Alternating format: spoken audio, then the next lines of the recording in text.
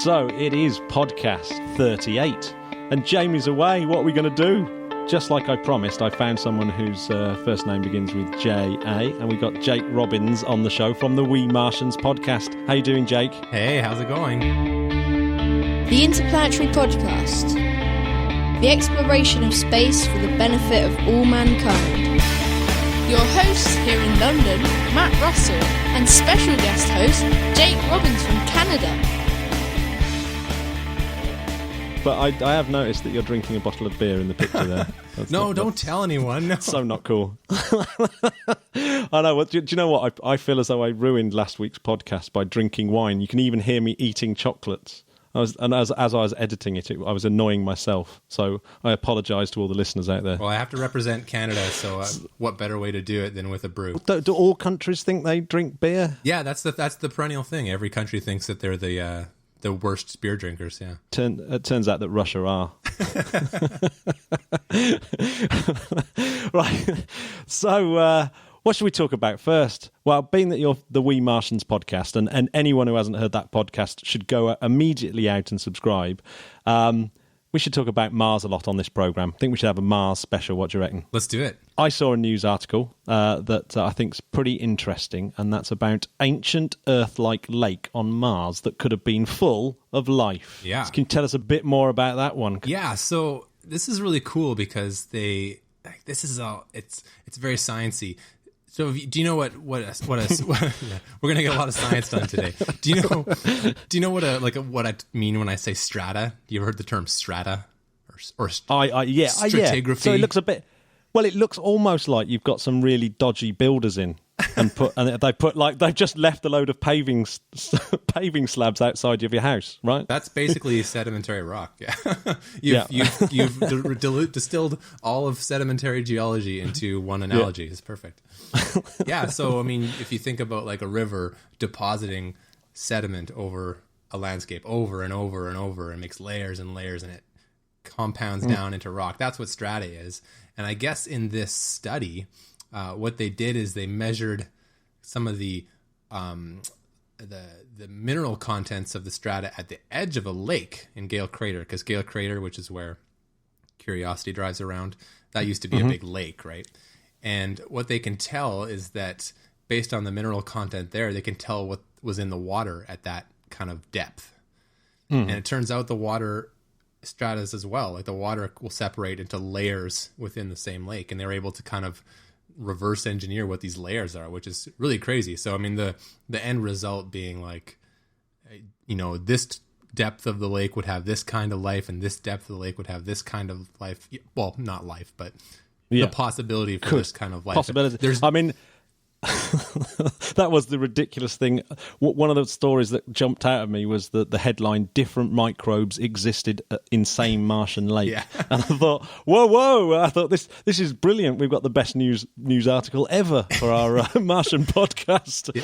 I read it. I was, when you get a headline like that and the news is a little bit disappointing. Yeah, sometimes they get ahead of themselves with the headlines there. Yeah. So it's essentially that there was a time when this lake existed, and you could have had different types of microbe existing, so that there's lots of different chances of life springing up. Yeah, is that kind the of takeaway the is there's different kinds of environments within this same small subset, this one lake, which is cool. I mean, this always blows my mind. The scientists, they're just like, they kind of scratch. You got a rover there, and it just scratches the ground a little bit and shoots a laser at it and measures it, and it's like, now I know what this lake looked like.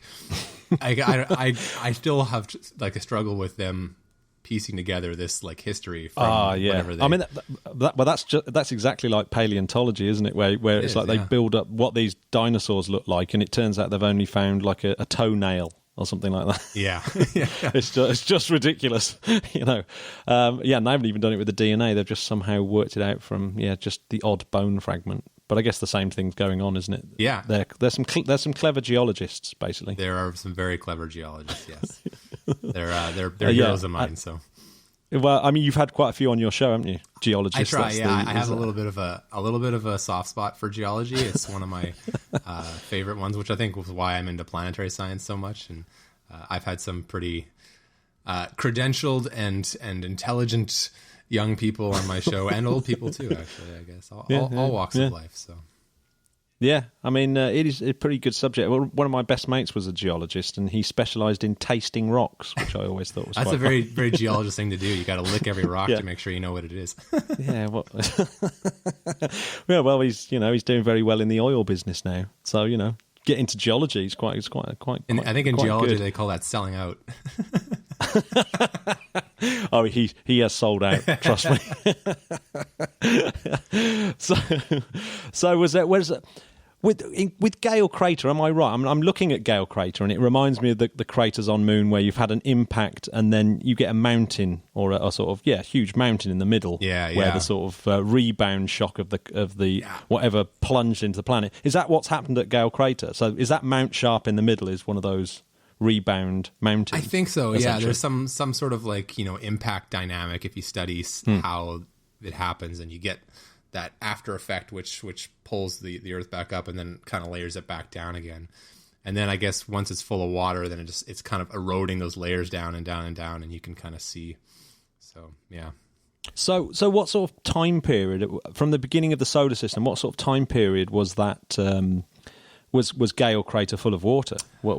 Well, I mean, I think most of the periods on Mars when there was water at all is all the same kind of era, and they call it the Noachian era, which if you follow the root word, it's Noah, and it's all about the flood, right? That's why they call it that. Oh, right. Yeah, okay.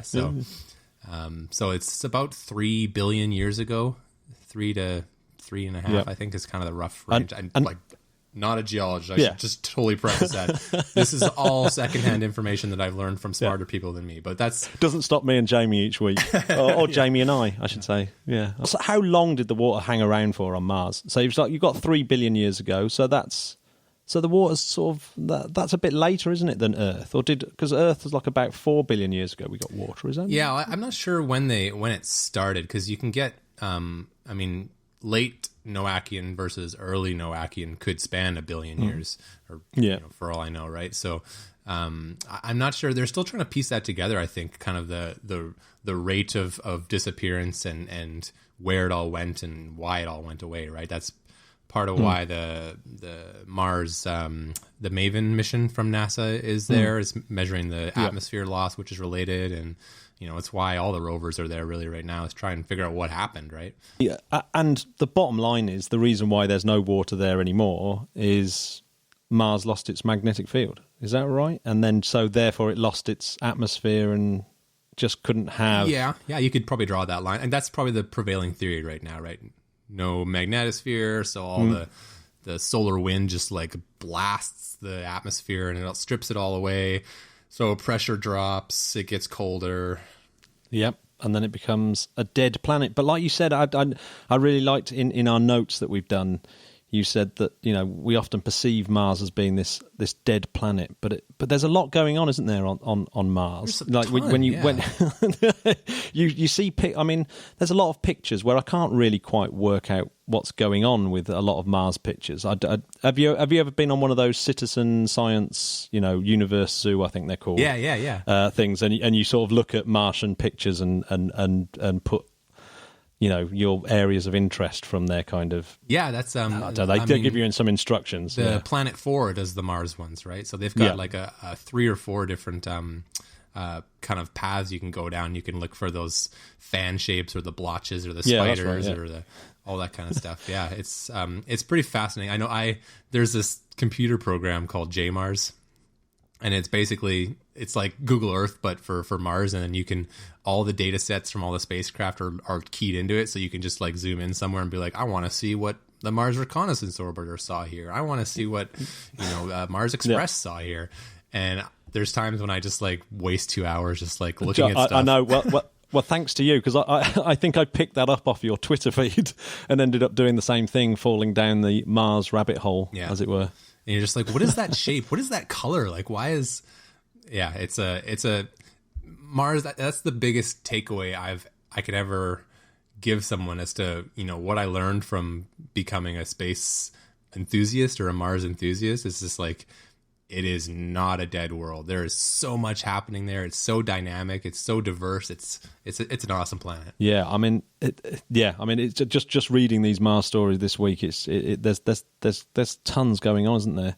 Yeah. So what was the one story that came up with was several times in my newsfeed was this thing about halos. What was that about? What are these halos, and how does that widen the time frame of life? Yeah, well, so if you think about like when mud dries up, you get like a big mud pit and it dries up and then it cracks, right? Yeah. And you get all these kind of cracks, and then the remaining water can seep into the cracks. And so they found kind of the same thing at a place in Gale Crater called the Stimson Formation, and what they saw is that the earth or the regolith by the cracks was lighter. Mm-hmm. And they can kind of measure the gradient, and they can measure the composition of what's in there. Curiosity was drilling the heck out of this place. They were just pulling holes and seeing what was going on there. And what they ended up concluding is they were able to say, okay, well, there was water higher up here, higher up the mountain slope than we thought at this time period, which tells them that basically this lake existed for a longer period than they originally had modeled. Yeah. So it's like one more piece of evidence on a growing mountain of studies that's like, hey, Mars was pretty wet and pretty warm for a long time, which is getting everyone very excited from an astrobiological perspective, right? Well, yeah, and it even rained, apparently. Is that right? Mm-hmm, mm-hmm. So a lot of rain. Now, did Mars get its water from comets? Well, you tell me. I don't know. Is it one of those? Because where did Earth get its water? Well, right? I mean, that was one thing when we spoke to the guy, Gerhard, from who was part of the Rosetta mission. He was sort of lead scientist quite early on, and he was saying that the results from Rosetta were not what they were expecting. They were expecting the water from these comets to be more similar to the water on Earth, have that balance between the different isotopes. But it doesn't. Yeah. So that there is there's way more doubt on that comet seeding the Earth with water, and that probably because that would mean either it came from somewhere else or something happened to the comet water to change it, right? Yeah, which is probably more unlikely than this whole thing that water seeped up from water in the rocks below the surface. So yeah, I don't know. Oh, clearly I don't know. I was hoping you did. No. But I have to get a water expert on the show. Yeah, I wonder if anyone knows. I mean, if we don't know where water came from on Earth, it's probably it would probably come from the same place, right? You'd think. I mean, that's kind of one of the themes is that all these planets sort of have similar origin stories, right? And then once they get kind of started, then their paths diverge and they become the unique places they are today. But there was water very early in Earth's past, very early in Mars' past, so it stands to reason that they probably have a similar origin. Yeah. But, I mean, so we've got kind of have to just guess for now. Yeah. I mean, if we've got Earth and Mars, and I guess possibly Venus, all sitting there, these lovely watery planets, and we know on Earth that we had life started really, really quickly, as in that microbial life started very, very quickly on Earth. So could we have had a sort of cross-pollination of that life, i.e. this panspermia idea? Panspermia. Yeah. I mean, where do you sit on that one? I mean, because it seems to me that if you've got... I mean, we do seem to get hit by an awful lot of Mars material each year. Well, I don't know what the estimate was, but it was quite a bit.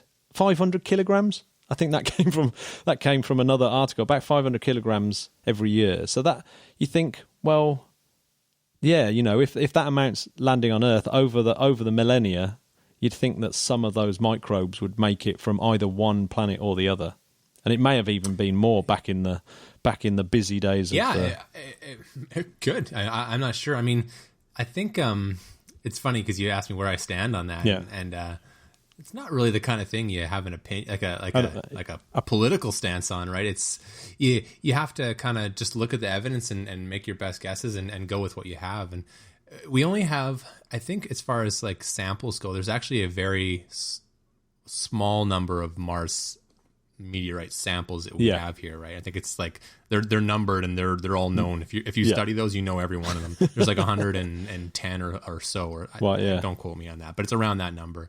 And they haven't found anything yet. But that's one of the theories that really excites people, is the idea that life could travel through interplanetary space and cross-pollinate these planets, right? Which would be pretty impressive.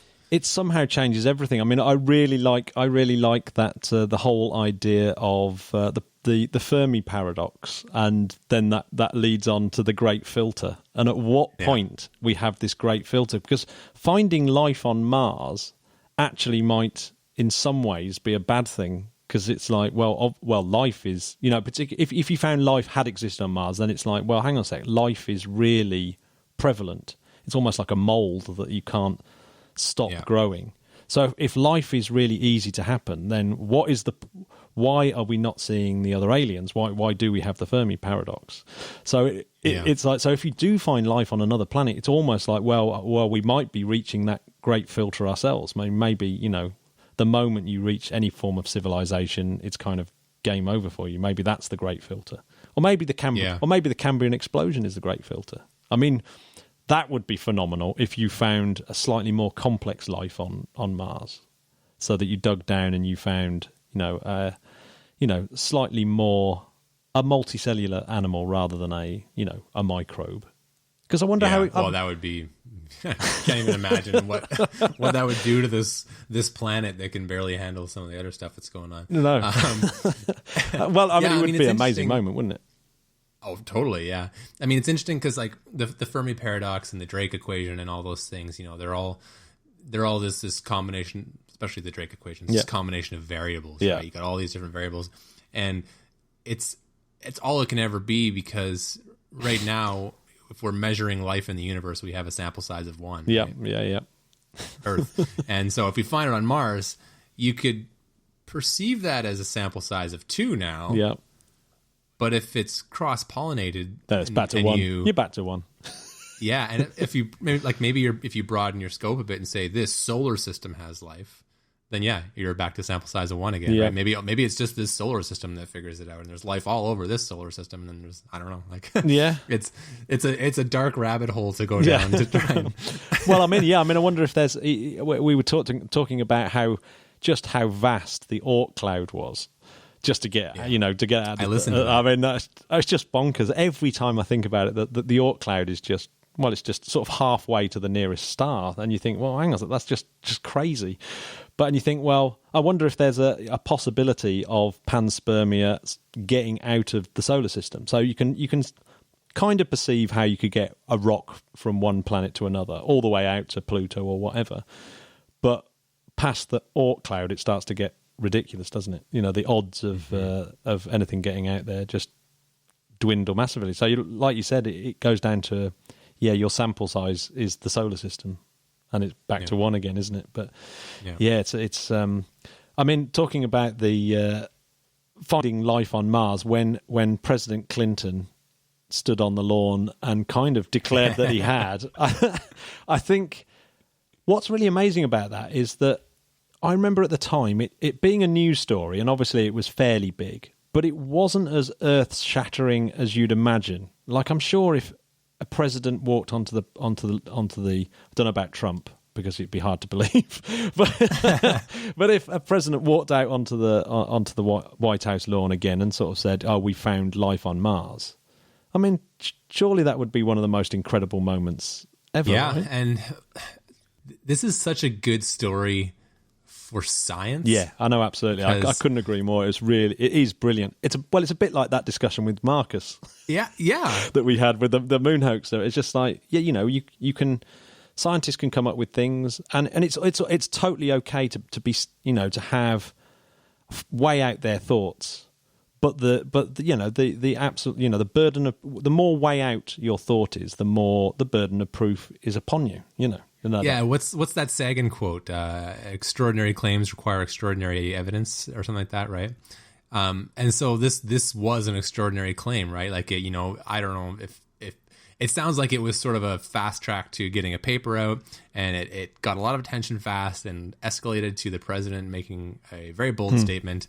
And then systematically, science just started knocking it down. Boom, boom, boom, boom, right? And all this effort that went into disproving this claim that we'd found Martian microbes in this meteorite, all this work actually, like, not only did it correct the wrong, but it actually created a whole new body of science. So, the field of astrobiology, the field of detecting life on other worlds, kind of was born in this sort of era of trying to knock this sample down. Yeah. Right? So, like, how cool is that? Like, that you say something wrong, and we have a whole scientific field of study because of it. Well, it's fantastic. I mean, that really does say everything about scientists, and I really do love that whole idea of no matter how much you want it to be true, you go out and you still try and disprove it and put your hands up when it kind of is. I mean, the picture of that particular Martian meteorite with the little tiny segmented kind of nematode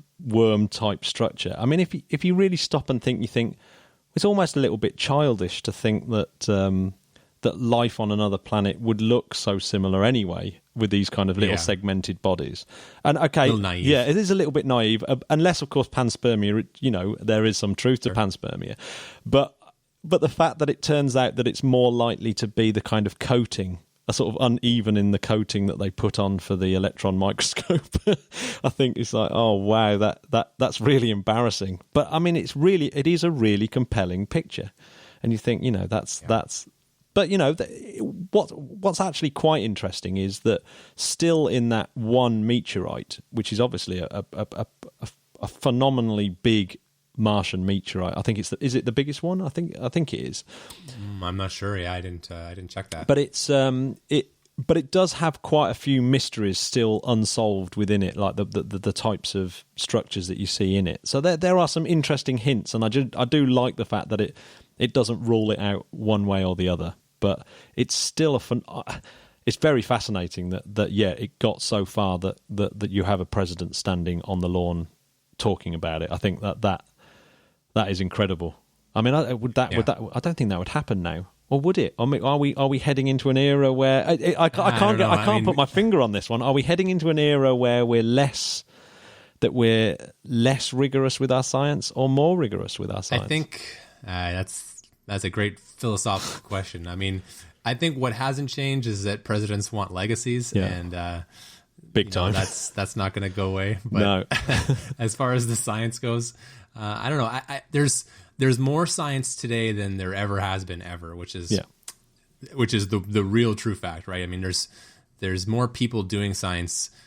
Even go back 50 years ago, it was not this much, right? So that's something that's going to ultimately result in better science, because you've just got more people doing it, more review, more eyes. Like, it's just, the broader you can scope it out that way, the more impact you're going to have. Yeah, one of the big things, of course, is the internet, and the fact that you've got journals and peer-reviewed papers absolutely everywhere on the internet, and you think, I doubt actually that this would have got to the president's lawn, purely on the fact that there would have been more scientists with their eyes on it. Hopefully, yeah. Going, oh, you should probably hold back on this because there's a problem with it. Yeah. So I wonder. And there's lots of good early Mars stories like that too. I mean, the Viking lander had almost the same idea, where it was like the only mission they've ever sent that was designed to just directly look for life. Like, it had an experiment to look for life, and then the result came back as a positive, and then a negative, and then everyone was losing their minds, and they're still today. They're making papers on this experiment, right? So it's it's interesting. I do wonder what would happen if they, the moment they do find life somewhere else. There's quite a lot of people down at SETI who are convinced that we're going to pick up a signal soon, the moment that we're able to sort of get a larger scope. I mean, because it is quite funny when you look at how far we've been able to look so far, and it is quite pathetic, isn't it? I mean, when I'm not holding my breath on that one. Well, no, I know it's a bit depressing, isn't it? But if you did receive an alien signal, it would change everything, wouldn't it? That would be the big. I mean, an intelligent life. See, I mean, a lot of the time, people, when they talk about life elsewhere in the solar system, I think, finding microbes and finding bacteria is one thing, but finding I guess the next step up is that like complex life, but finding intelligent life would just be I mean, it's incomprehensible to us, right? Like it would be totally bonkers. Yeah. So a kind of up and coming problem on Mars with the communications bottleneck. What is that about? So this kind of started with some great work by the Planetary Society. So they run an advocacy branch. There's a guy named Casey Dreyer who does tremendous work. He's got a couple guys on his team. I'm forgetting their names now, but Casey Dreyer is the director of the advocacy group at this Planetary Society, and they wrote this white paper, which is basically addressing the Mars exploration program at NASA. Mm-hmm. So this is, I should preface this is a NASA problem, right? This is kind of contained within the agency. It's a U.S. problem. And basically, they're looking at the budgets, they're looking at the missions in development, the missions that are there, and trying to forecast what do we need to be doing to keep this cadence going. Because if you look into the history of the Mars exploration group, it's kind of pre-millennium, so kind of Pathfinder earlier, you had kind of the Mariner program and the Viking program, but it was very disparate. There's a long gap between all the missions. I mean, they went, from the entire 80s didn't launch like a single mission at NASA to Mars, I don't think. Yeah. And so they realized that they were having these problems, and it really kind of culminated when they had those two failures kind of back to back in the late 90s, right? Yep. The one super embarrassing one where the contractor and NASA just didn't make the agreement on SI units or non-SI units. I did mine in feet. What do you mean? Yep. Literally, it was like yards versus meters or whatever it was, and then so they crashed an orbiter, and then so they needed to sort of get their act together, right? And so they brought in a guy named Scott Hubbard, whose nickname is the Mars Czar. Right. And he basically rebuilt the whole program, creates an actual Mars group within NASA that has its own goals that are kind of independent of the NASA's science goals. And they started basically knocking it out of the park. It was like, you had Pathfinder and then Odyssey and then the Opportunity and then Spirit rovers and Mars Reconnaissance Orbiter, Mars Phoenix and then Curiosity, and they just started every launch window they were firing a mission off, and almost all of them were successful, which is phenomenal. I mean, Mars is usually the sort of graveyard, isn't it? Tough one. I mean, like it's still like a 50%. Yeah, I mean, Russia's sort of record is terrible, awful isn't at it? it. I mean, it's just, oh dear, they must feel sick as a dog every time that they try. Yeah. They're I don't think they haven't done it yet, really. No. So Mars exploration program was doing great, and then the budget kind of dropped off, and they started kind of spreading the missions out a little bit, and no one's really noticed yet because all of the stuff they've made has been so long lasting. I mean, Opportunity was designed to go for 90 days and it's still going almost 14 years later. Incredible, so that's crazy, right? And so all these missions that shouldn't be here are still here. So it looks like we're doing a lot at Mars. Yep. And so maybe the attention is kind of fallen back from that. And what the Planetary Society is saying is that like Mars 2020 rover is the only one you have in development.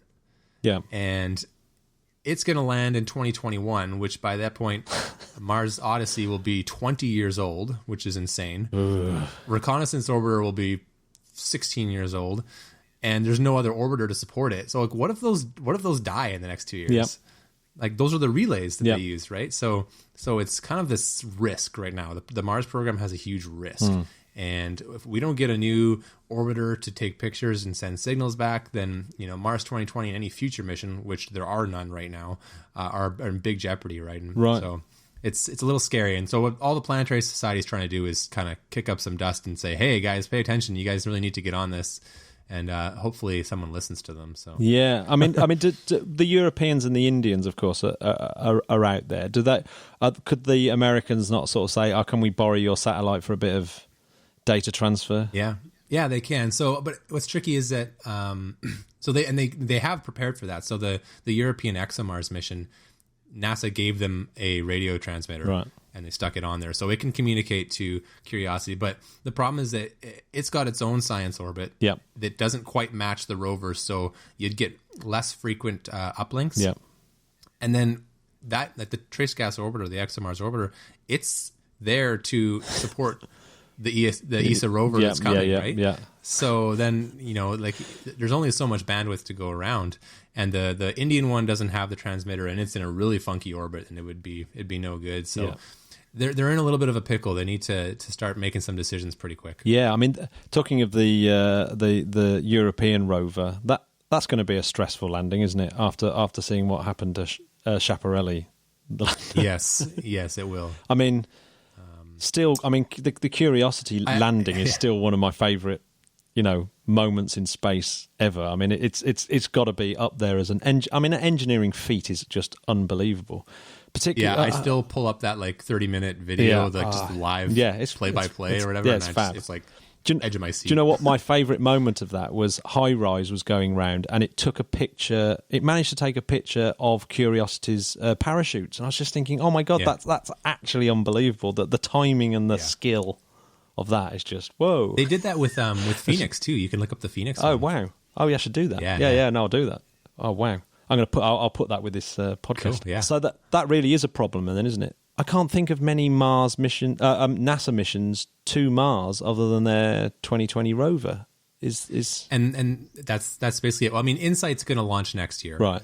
But InSight bizarrely is not part of the Mars exploration program. It was funded under what's called Discovery, so it doesn't support their science goals, and it wasn't managed by that group, right? So, and it's just a short-term lander. So, so it's a tough problem for them, and the reason I wanted to preface it by saying that it's NASA, is that if you're like me and you're looking at all Mars exploration, you're really excited for 2020 and beyond, because like even 2020 you've got the traffic jam, right? So NASA rover, ESA's rover. You've got China's going to be launching a orbiter rover lander combo. Yeah.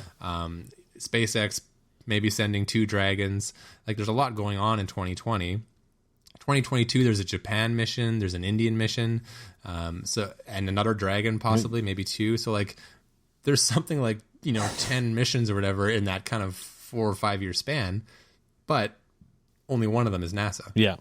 Ooh, so the real risk to them is like they're going to be ceding that leadership, right? So NASA has always been the leader in Mars, and they're at risk of handing that off to someone else. And if you're like me and you're not, tied to NASA, well, as long as someone's doing it, I guess, right? But if you're NASA, that should be a little scary, right? If you're a U.S. citizen, that should be a little scary. Yeah, I mean, how much money would you put on Elon Musk being able to get the 2 Red Dragons on Mars in 2021, whenever they're supposed to be landing? I think it'll happen. Wow. I mean, he already pushed the 2018 one. That was the iffy launch window, right? But it looks like Falcon Heavy, like knock on wood, is going to be launching this year. Like it finally seems like it's going to happen, and as long as you get the first one up, then you can start kind of progressing on it. And then he's got almost 2 years to work out the kinks. Yeah. And then I don't think he's going to want to let another launch window pass, right? Because you can't just delay it 3 weeks or 6 weeks or whatever it is. Like you miss a launch window, you got to wait 26 months, right? So what about this chance that he might not get permission to launch to Mars because of this whole planetary protection? Yeah, that's a great question. It's a whole other debate now, right? Because technically they got to ask for a launch license. They'd be the first private industry to ask for a Mars landing launch license. So it's going to be kind of bizarre when they go to the FAA or whatever, the Federal Aviation Administration, and be like, can we land on Mars? And a bunch of guys that are used to doing air traffic control are going to try and answer that question. It's going to be interesting, and planetary protection will be a big part of that argument. It seems that seems to me, and after reading that really good Eric Berger article, that really is going to be that there's got to be a moment where that's going to be a really big issue in the next couple of years, because because it's there really is a conflict, isn't there, between this whole idea of keeping Mars pristine, clean from microbes. And that whole idea, there was... Am I right in saying that Curiosity rover could have gone and inspected like that area where they could see liquid water, or where they thought they could see liquid water, but they decided not to because it's not clean enough? That Curiosity rover is not clean enough, and therefore there could have been a chance of... So, NASA aren't... It's like they're not messing around, are they, in terms of keeping Mars pristine, clean? They have They have a whole department of planetary protection, and their main goal is to kind of maintain this standard, right? And it's really interesting if you read the Office of Planetary Protection kind of classifies planets on a scale, right, of like likelihood that there are microbes there, and therefore we want to take less risk. Yeah. So at the bottom of the scale would be something. The sun, the sun, yeah. Like we don't need to worry about it. Yeah. There's nothing there. We can send whatever we want there. Yeah. It's not a big deal. And then as you go up the scale, it gets closer and closer. So something like Europa is higher up on the list, right? Mars, so the very top of the scale is it's like a 7-point scale or something. I can't remember, but the top one is Mars, and they actually break down to like 7A, 7B, 7C, and like different areas on Mars have the different kind of subsets. So they like really classify this, right? Like really find down to the fine detail. And if you're in the top mid, like little micro tier of 7G or whatever it is, you're not allowed to go there. Like it's just period. They don't send stuff there. Right. Oh, okay. Wow. So that's what people who are fighting planetary protection are trying to get rid of. Like this is just regulation, right? It's like government regulation basically that everyone hates. Yeah. Oh, yeah. I mean, I don't know where I think it's because I don't know enough, but I don't know where I sit on this one, because I kind of I can see the point. Obviously, it would be an absolute tragedy, and I'm sure a lot of people would feel the same. That whole tragedy of a native life form being destroyed by Elon Musk showing off with a red dragon. That's what it would feel like. Particularly just sending a couple of spacecraft, because let's face it, that there is no way that that SpaceX will give that much of a will give that much care to that. But Elon Musk has pretty much said so that's not really massively on his agenda, because he can't see it being a problem. It's tricky, and I think once we send the SpaceX mission there, that's really going to be where the kind of the rubber hits the road, right? Because until then, you have NASA, who's obviously going to abide by their own rules. They make the rules; they're going to follow them. Yeah, this is going to be someone who's going to push those. Like, what you guys have this extreme, the one side of the spectrum extreme view on what planetary protection should be, and then how far can we push that to the other end of the spectrum? How far are you going to let us, right? Because the further we get, the less this mission's going to cost, the less we have to do, like the lower risk to the mission, but greater risk to the planet. And I think that middle ground is where we have to find. Yeah, right? And what about national pride as well? Because you can see that if Elon Musk is able to get landers onto Mars, if that really is feasible, then presumably China, Russia, and other countries aren't going to be too far behind in being able to do it, and I can't see the Americans sitting there and going, "Oh no, it's fine. Let's let China do it instead." So there's got that there's a whole heap of issues, isn't there? And in the meantime, you've got these poor little bacteria or whatever they are, unprotected. So I don't know where I sit on it at all. I don't know either. I'll be totally honest with you. I don't know what the right level of caution is in this kind of thing, because I am very interested in the science. I want the science to succeed. I want to get good samples. I want to get unpolluted samples and everything we can to do that. But I also don't want to slow progress, because that's equally bad in terms of trying to understand or answer scientific problems, right? So like, I am not educated or credentialed enough to know what the right move is. I just I hope we are able to start having those discussions more frequently, because right now it's just kind of chirping across the bow because we don't need to make it. Yeah, well, I mean, that's it. Right now, we don't need to make a decision, but you can clearly see that day is coming. It's one of those, oh, we're going to have to do something about this. Yeah.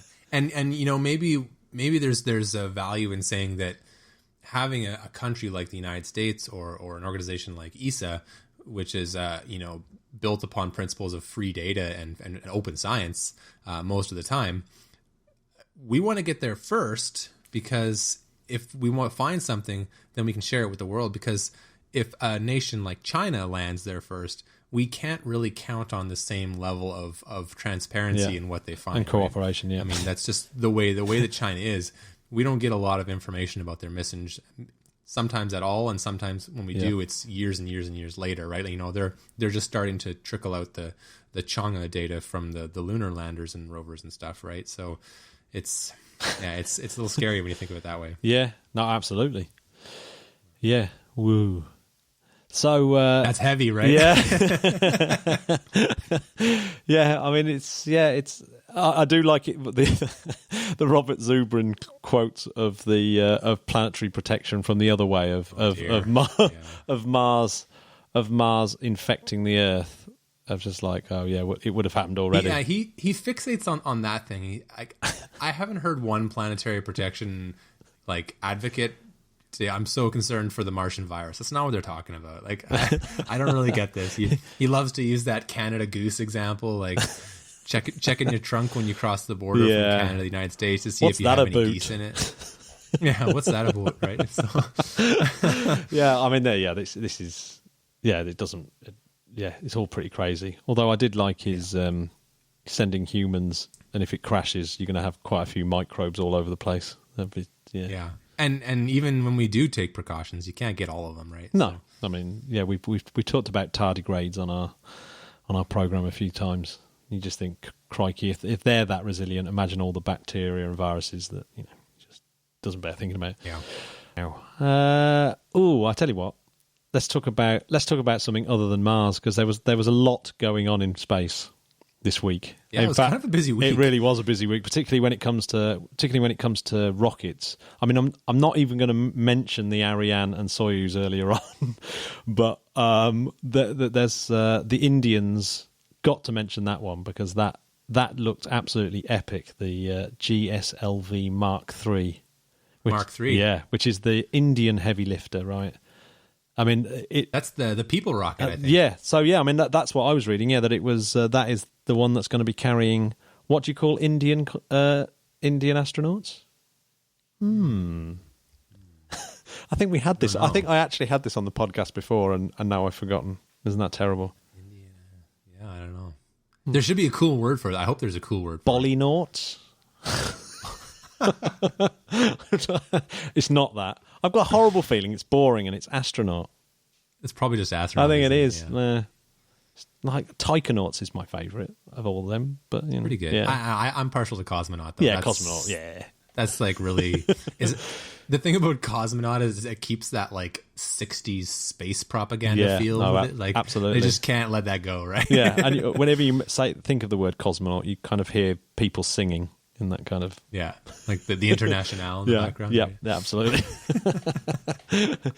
So you said you knew a little bit about the whole history of the ISRO, the Indian Space Research Organization. Is that right? Yeah, it is right. I wouldn't say the whole history, but you know it's a little bit. Come on. I like the story though because if you can see anything about the Indian people is that they are a resourceful, industrious bunch, and if you go back and look at some of the early launchers and satellite stories, I think their first satellite was called, I'll butcher the pronunciation, but it's Aryabhata, I think was the name of it. And, really simple satellite, just kind of transmitter and thermometer or something on there. But you hear the stories of the launch complex, and they basically set up they went to this farm, and the farmhouse was where they lived, and then there was a church on the property, and that's their lab, and then they had an old shed that they used to and it was their their workshop or whatever, and then they made a space program out of this rural property on the coast of India. And there's all these great pictures of a satellite resting on the back of a wagon being pulled by a cow to the to the launch site and stuff like that. Like that's the level of kind of duct tape space program they were putting together, and they did it. This is like the 70s. They put something into space in like the 70s. Like that's how far back it was. Was that right? Was that the SLV-3 that took that up? 40 kilograms? Sounds like it. Yeah, it was same. They've been using that same nomenclature the whole time, right? Yeah. So, wow. Yeah, SLV. So, really simple, like solid powered rockets and stuff. And it's just remarkable. So to think that they've come all this way from that is really, I take a lot of inspiration from Yeah, this, so. I mean that's a pretty beefy rocket, isn't it? A 4-ton payload. It's like, I mean, so it's bigger than a Soyuz. That's the key thing. So we put people into low Earth orbit with a Soyuz, and this is a bigger rocket. So they can do it, right? Yeah, I mean, it's very super impressive, and I really like their sort of multiple satellite launches when they're doing. We'll just do 120. Oh, that was crazy! The Planet Labs one, right? Yeah. With all the doves or whatever. On that, I love those the YouTube clips of them all being ejected out the back, and they just keep coming. It's like, wow, that is absolutely that is incredible. Another brilliant story in the news, and I kept missing it because this is one that made it onto normal television news, which space stories don't tend to get onto the BBC here. Not always, no. No, but this one did, is the Parker Solar Probe. Which was pretty exciting, isn't it? And I didn't realise that it's the only sort of NASA space probe that's named after a living scientist. So it's kind of pretty cool. So Eugene Parker, who's stupidly, he's one of these people that's mega famous for all his sun science, and so he one of the kind of mysteries is that the whole corona being millions of degrees hotter than the surface of the sun, which doesn't seem to make any kind of sense whatsoever. In fact, I'm actually always quite surprised that the surface of the sun is only 6,000 degrees centigrade. I mean, that seems really weird. Feels like it should be hotter. Yeah, I mean that's I'm sure there's a load of Bunsen burners that get hotter than that, but the corona's the corona gets to a few million degrees, and so Eugene Parker apparently is the kind of person that's put forward the most likely scenarios, nano flares, which is not the sort of things that Noddy Holder's children wear. That's not nano flares. No, that's a different thing. Different thing. So you put what sort of speed is it going at? Because you put in the notes that the speed that it clips. Well, these... if I was a good guest co-host, I would have actually looked up. No!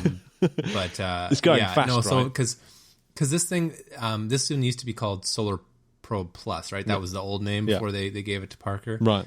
And it has to use like 4 or 5 like Venus flybys to continually lower its orbit, right? And so no other spacecraft has gone closer to the sun than this thing will. Yeah. And basically the lower you get that perihelion, the faster you go, and the bigger the body is, the faster it's going to be too. So this is like the fastest case scenario, if you will, right? Getting real close to the biggest thing in our solar system. So it's some stupidly incomprehensible number, like 180,000 kilometers an hour or whatever it is, but it's huge. I don't even know. It doesn't matter. It's so big you don't even get it. Yeah, but presumably it's going to experience forces that no probe has come even close to experiencing. I mean, presumably the gravity there is just ridiculous. The magnetic fields must be just crazy. And obviously the heat. And the heat. I mean, just the heat. Yeah, presumably the solar panels on it are quite small. Yeah, they probably don't need to invest a lot too in much. Solar panels. Yeah. I mean, it's always surprising, isn't it, with orbital mechanics that it's quite hard to get to the sun and do anything. It's like much harder to go that way than the other way. You'd think, well, it's almost like you feel as though you would fall towards the sun, but it's like completely the opposite. It's almost like we're on a playground spinning wheel that you try and get on and you get flung off, I guess, more than anything. But it still doesn't quite make sense in my head. But yeah. Orbital mechanics is a real mind twister. Yeah, properly. Yeah. But presumably it's going to be going so fast that we're going to have to take in relativistic effects, aren't we? Because I mean, it's one of the things that was sort of first of all was a crack in Newton's laws, was the fact that Mercury wasn't quite where it should be each time, that there was, because Mercury's travelling so fast. So presumably it's going to get closer than Mercury, right, this probe, so it's going to be going faster than that. If it's in orbit. Closer than Mercury, yeah. Yeah, I don't know. So does that mean, hold on, so it's going faster, does that mean that it slows down, right? So like, time slows down for it, right? For it, except speeds up for us. So yeah, its clock's going to be weird compared to ours. It's going to get younger by going around this so fast, right? Yeah. or not get as old as it should. Yeah, so its parts won't wear out as quick. Perfect. Yeah. We've discovered the secret to space mission longevity. Just go really fast. So here's another. We should talk about SpaceX, because SpaceX seems to be having quite an epic week. For one, they've managed to do another one of these absolutely amazing things of reusing stuff. They're starting to hum. Do you know what's really funny on the BBC? When they reported the first reusable booster that SpaceX did, the first reused Falcon 9, it was sort of the news articles on it over here were sort of SpaceX have a second-hand rocket, and it was like, they just completely missed the point, and it was like, this is the BBC, and I just think the kind of mainstream media reporting of space is bizarrely low end. It's just crazy, isn't it? But you got a lot going on there or this week, though. Yeah. Oh, this week's this week's pretty well. The last 4 weeks is just crazy. I mean, yeah, the election, how that's turned out. That's just, oh my god, it's crazy, crazy times. It's turned out quite well, I think. But there we go. So yeah, they've reused a Dragon. The same Dragon that went up on their 4th mission is the same one that's gone up on the 11th. And that's such a good news story. Yeah, I mean it's amazing. I mean that must be. I mean that's the first time, right? That's the first time that any vehicle's been twice to the space station, other than the shuttle. Hang on a second. Yeah, well, shuttle did it. Yeah, and then they have that. The Air Force has that mini shuttle, right? The X-37B, which has gone back to space. But it's never gone to the space station, has it? Not to station. Yeah, no. Yeah, talking of the X-37B, of course, SpaceX have won the launch of that, nicked it off the Atlas, which is pretty, but which I couldn't believe. I saw that in my feed. I thought, wow, that's pretty bonkers. It's a pretty big story in terms of it's high profile because it's this sexy little space shuttle thing, but it's just one more example of SpaceX trying to elbow their way into the market. Well, right? and the fact that it's a military one as well. I mean, it's not. I mean, SpaceX's first military launch was this year. Am I right? So I mean, it's like the fact they just did it. Yeah. So so they're obviously getting trusted by the military. So I can see that being super. I mean, that's super lucrative, isn't it for SpaceX? Yeah, that's a big one. So they're having a great week, right? I mean, they're really starting to hit their cadence, which is a good term for it, right? So they're at 7 missions now, and they've got literally the next 3 weekends have SpaceX launches planned, which is insane. I can't think of a time when they've been able to launch that fast, or anyone's been able to launch that fast. Yeah, that's it's pretty scary. So they could have 10 missions by the end of this month, or by July 1st or whenever it is, right? So that's remarkable. Yeah, and so and one of those is another flight-proven Falcon 9. Yeah, I believe. So that's so they're still knocking them out as well. Bulgaria sat. Yeah. So that's phenomenal. I guess the only downside for Musk this week has been he's pulled out of his duties with President Trump over Trump pulling out of the Paris Accord. Well, you know what they say though, right? No, what? It's better to have loved and lost than to never love at all. Yeah. Oh man. Did you see the picture that Thomas Pesquet put in he took a copy of the Paris Accord up with him to the space station and took a picture of it. That. Yeah, I thought, ouch. Yeah, it's not popular, is it? pulling out there. That's a pretty sick space burn. Yeah, have that one, Trump. So, and I'm glad that you've got a soft spot for the Proton. Because I've got a soft spot for the Proton as well, mainly because it's such a great rocket. It looks great, doesn't it? And I think when it takes off, the photos of Proton are always amongst the best because there doesn't seem to be any kind of debris around it. So you always seem to get these really close photos. I mean, the way it burns seems to be really clear, and you get all those. And I always like there's no launch tower apparatus. Yeah. Like it's just kind of all under the ground mounts. So it just kind of. It's just sitting there with like no infrastructure, and then it's just like up I go, It's just on its way. So I love this rocket. Yeah, and it took ExoMars. Is that right? It did, didn't it? It did take ExoMars, and it'll take the next one too. Right, yeah. So I mean, it's a tidy little rocket, isn't it? The Proton looks great, but it's been grounded ever since December because of dodgy rocket parts. Yeah, someone was trying to cut corners on the engines, I think. So that is some recall, isn't it? As well, 71 rocket engines having to go back to be recalled. That's pretty. Yeah, it's not cheap. That's got to be expensive, isn't it? So yeah, the boss was sacked. You'd be happy to hear. As he probably should have been. Yeah. So, and the other, and this is, I have to say, this is one of my favourite things as well. I mean, this is awesome. So we always talk about Elon Musk and Jeff Bezos, obviously, on the show, but the one person that doesn't get as much mention is Paul Allen, the Microsoft guy. And he's just rolled out onto for a bit of fueling and testing, is the Stratolaunch. That's a beast, isn't it? A massive plane. I mean, it's a massive plane, which is kind of made from purchased Boeing 747 spare parts, I believe. So like 2 Boeing 747s that were going to be sort of sold for parts, being joined together in the middle and made into a... Pictures of this thing are just like mind-boggling because they show like these tiny little people next to it, and it's like this 300-some it's wingspan. Like, it's insane. Yeah, it's massive. And that's again built by Scale Composites, who made the White Knight, which I guess is a similar, it's a similar deal, isn't it? It's pretty, same general idea. Yeah, right? So that's kind of a twin fuselage. Yeah. So, but this thing can carry 3 Pegasuses, the Pegasus XL, up on a single flight to launch them. So that's pretty amazing, isn't it? Lifting payload of 230 tons. I don't really get the Pegasus thing though. Like, so I get the idea of bringing up like one big rocket and launching. Yeah. The cool thing is that like you can strap a rocket to this and fly anywhere and launch from anywhere at any time, right? That makes it really flexible.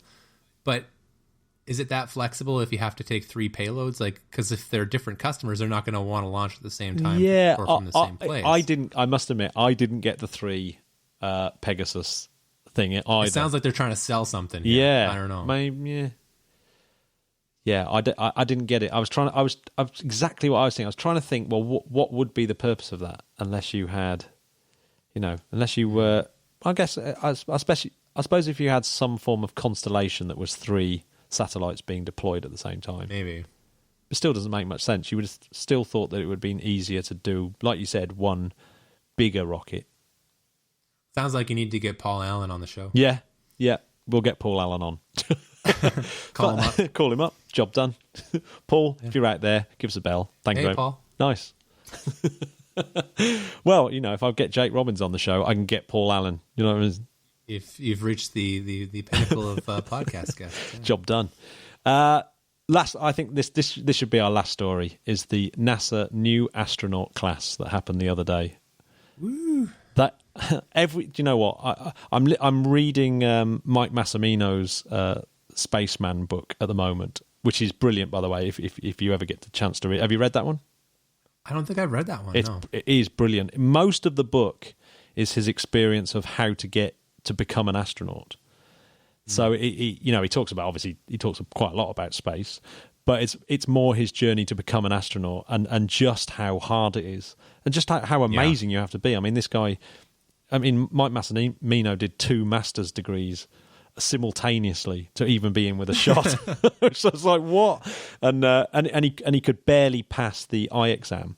But one of the one of the good pictures, one of the brilliant pictures of these new 12 astronauts is them standing in front of a T-38. And I didn't really know much about the T-38 until I read this book.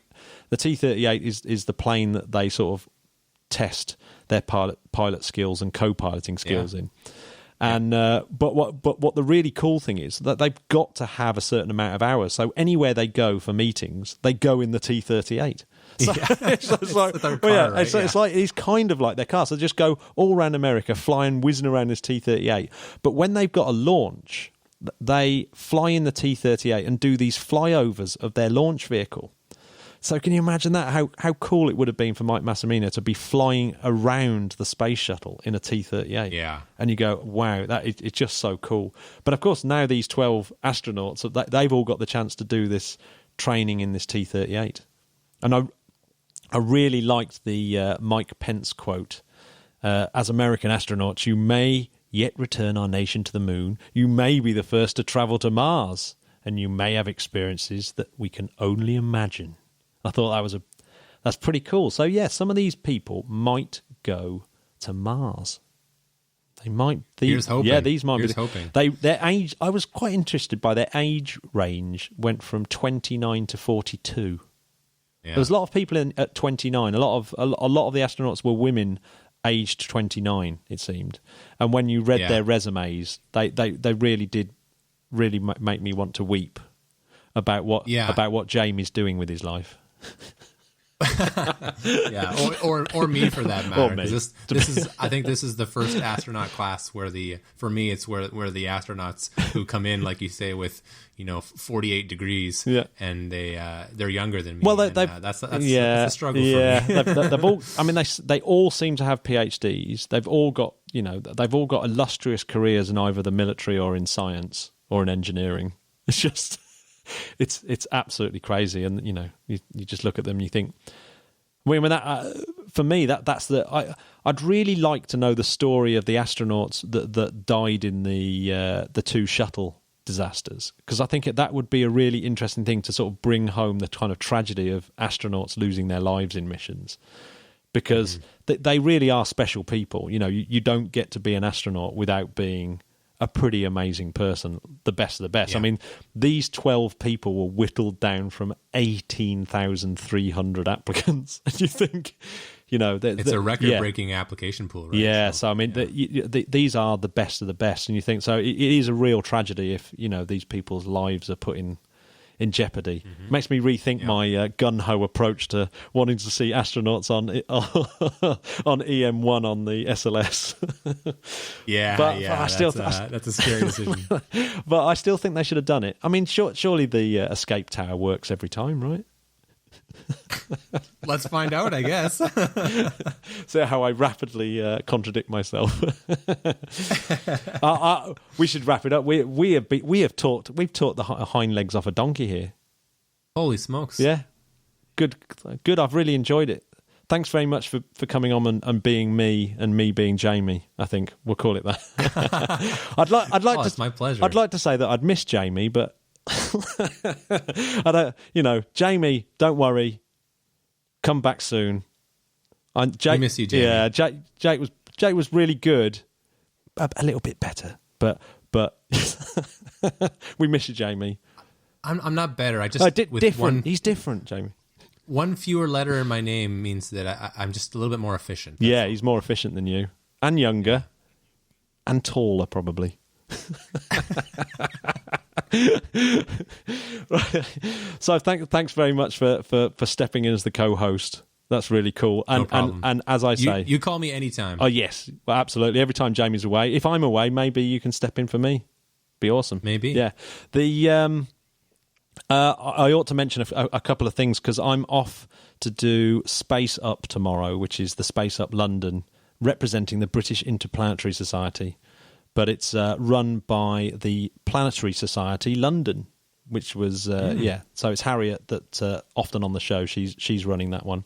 So there's quite a few people. Friend of the show. So she's there's going to be quite a few people there. So that should be quite good fun. And I've got to mediate some mediate, is that what it's called? Moderate. That's the word. Moderate. I've got to moderate some panels. Mediate. Got to stop people having fights and stuff like that. So yeah. Oh man, I wish I could join you. Yeah, no, it should be a little far from my house. Yeah, it's a long way, and it is tomorrow as well. You probably really struggle to get there in time. Well, I can leave for the airport right now, I guess. Well, this is the first interplanetary podcast that has been intercontinental. Hey. God bless the Queen. God bless the Queen. A couple of Queen lovers like you and me. The woman and the band. And the band. You got it. Yeah. So, Jake, you're a drummer, right? Is that right? I am. Oh, yeah. We should definitely have a podcasters band. Podcaster band. There's a funny story with some of the guests that I've had on my show. Mm-hmm. I found out that 3 of them are trombone players. What? And I'd only had 15 episodes by that time or something. So I'm like, what are the odds that 20% of the people I get on my show play the trombone? That's a bizarre maybe there is a connection between geologists and trombonists. They were all geologists. Yeah. So I think there's probably a connection. We'll have to do a study. I think it's worth it. Yeah. Release a paper. Might even get read out on the White House lawn. Maybe. Well, thanks very much for joining us. And stay tuned, podcats. And definitely tune into the WeMartians when you get a chance. It is the most informative podcast in the world about Mars and Mars exploration. And you have some great guests as well. Hey, I just did an interview right before this show with one of your country people. Whoa. You're not going to tell us who it is? No, you have to wait till Tuesday. Ah!